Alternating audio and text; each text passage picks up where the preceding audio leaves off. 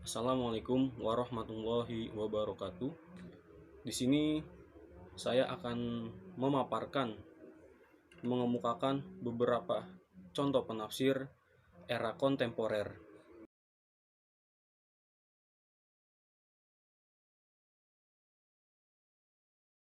Said Ahmad Khan lahir pada 17 Oktober 1817. Beliau lahir di dalam keluarga yang kental akan keagamaan. Sejak kecil, beliau sudah dididik dan diajarkan. Said Ahmad Khan mempelajari beberapa bahasa, di antaranya bahasa Arab dan bahasa Parsi. Namun kedua bahasa tersebut dilupakannya setelah beliau memahaminya. Said Ahmad Khan tidak pernah hidup dalam kesengsaraan. Ini bisa dilihat dari seringnya beliau mendatangi pesta-pesta meriah. Pada tahun 1838, sepeninggal ayahnya, beliau bekerja di perusahaan di daerah India Timur. Dan pada saat itu juga, beliau diangkat menjadi pembantu hakim di beberapa kota. Memasuki usia 29 tahun, beliau menambah lagi pengetahuan ilmu keagamaannya yang sempat terputus pada masa mudanya. Beliau gemar menulis, diantaranya itu menulis tentang risalah Nabi.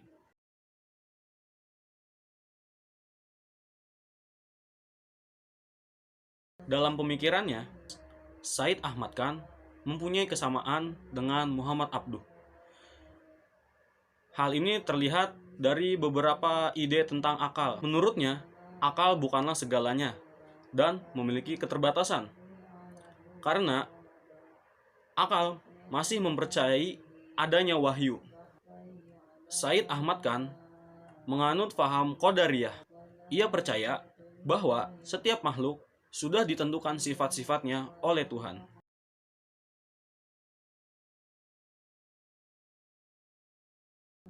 Dalam menafsirkan, terutama terhadap pemahaman ketuhanan, Said Ahmad Khan membagi ke dalam 3 bagian. Yang pertama itu ada penafsiran menggunakan argumen kosmologi, yang kedua menggunakan argumen teologis, yang ketiga menggunakan metode rasional.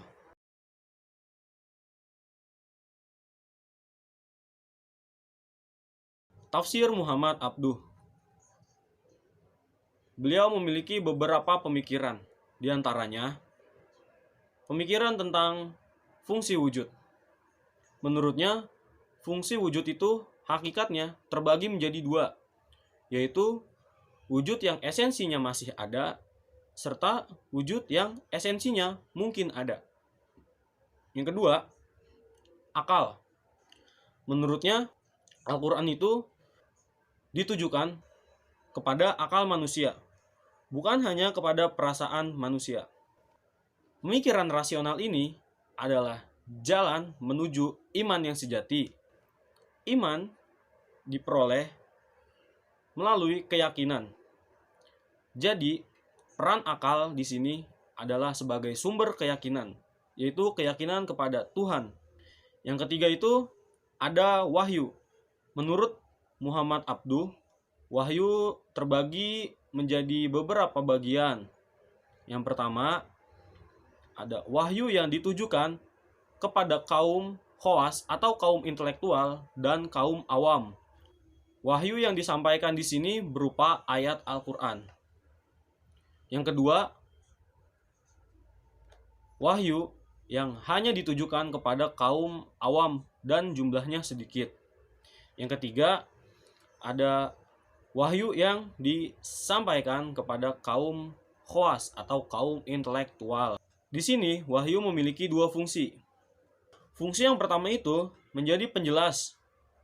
Penjelas di sini dimaksudkan untuk penjelasan tentang alam.